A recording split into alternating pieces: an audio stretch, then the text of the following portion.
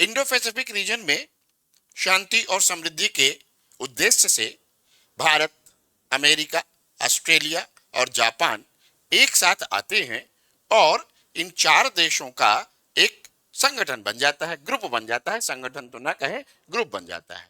और चूंकि चार देश हैं इसलिए इसका नाम दे दिया गया क्वाड, और जिसे क्वाड्रिलेटरल सिक्योरिटी डायलॉग भी कहा जाता है।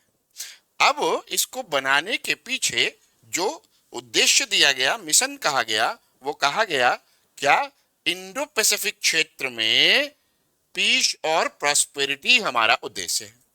लेकिन सच तो यह भी है, और ये बहुत बड़ा सच है, कि ऑस्ट्रेलिया, अमेरिका, जापान और यहां तक कि भारत, ये चार के चारों देश मुख्य रूप से चीन द्वारा इंडो पैसिफिक रीजन में जो विस्तारवादी रवैया या नीति है उससे बहुत ज्यादा परेशान थे, और इस कारण वर्ष 2017 में क्वाड का गठन कर लिया गया।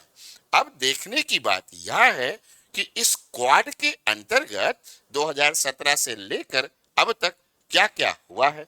और फिर आपको यह भी पता होगा कि चाइना जो है उसी क्षेत्र में, एशिया प्रशांत क्षेत्र में, या यूं कहें कि पैसिफिक रीजन में बहुत ज्यादा डोमिनेंसी व्यक्त कर रहा था, दिखा रहा था।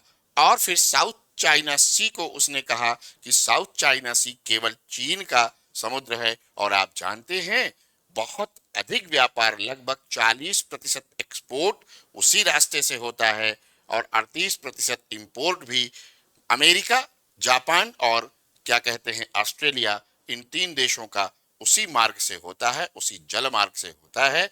तो ऐसी अनेक बातें रही हैं जिनके कारण क्वाड का गठन किया गया। आप जानते भी हैं कि क्वाड के गठन के पश्चात हालांकि ऑस्ट्रेलिया थोड़ा इसे औपचारिक संगठन बनाने से कतराता रहा है, लेकिन इसकी सफलताएं भी बेहतर दिख रही हैं, और इसलिए भारत के लिए, अमेरिका के लिए, जापान के लिए, ऑस्ट्रेलिया के लिए, सभी के लिए यह ग्रुपिंग एक महत्वपूर्ण ग्रुपिंग मानी जा रही है।